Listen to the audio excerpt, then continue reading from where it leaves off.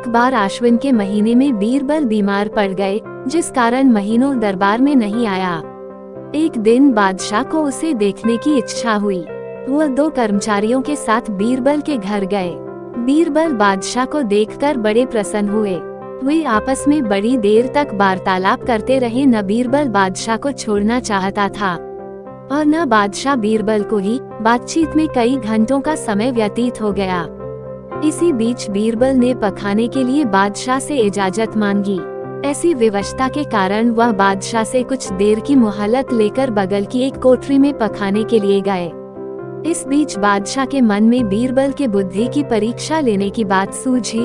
इस ख्याल से कि बीरबल महीनों से बीमार है, शायद उसकी चतुराई बीरबल की चातुराई में कुछ कमी तो नहीं आ गई है। जानना चाहिए कि अब यह कितना चतुर रह गए हैं।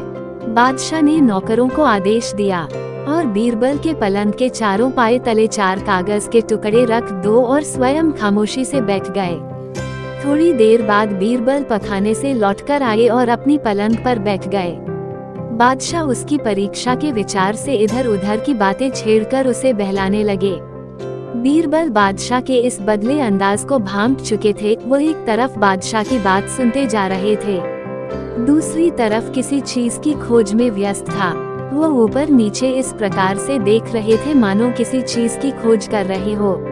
अचानक उनकी नजर अपने पलंग के पाए पर गई। वह सब समझ गए। बादशाह ने उसकी उस खोज भरी निगाहों को पहचानते हुए उसके इस तरह इधर उधर देखने का कारण पूछा। बीरबल ने कहा, जहां पनाह, ऐसा प्रतीत होता है कि यहाँ पर कुछ फेर बदल हो गया है। वे अनजान सा मुंह बनाकर बोले, क्या फेर बदल हुआ है? बीरबल ने उत्तर दिया, मुझे मालूम होता है कि या तो इस मकान की दीवार कागज भर नीचे को दब गई है या फिर मेरी पलंग एक कागज ऊंची हो गई है।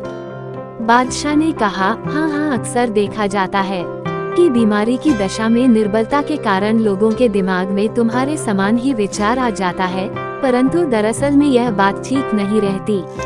बीरबल ने उत्तर दिया, जहां पनाह, ऐसा नहीं हो सकता। मैं बीमार हूँ लेकिन मेरी बुद्धि बीमार नहीं है। बादशाह बीरबल की पहले ही सी चतुराई, बीरबल की चातुराई देखकर बड़ा प्रसन्न हुए और उससे असली भेद प्रकट कर दिया।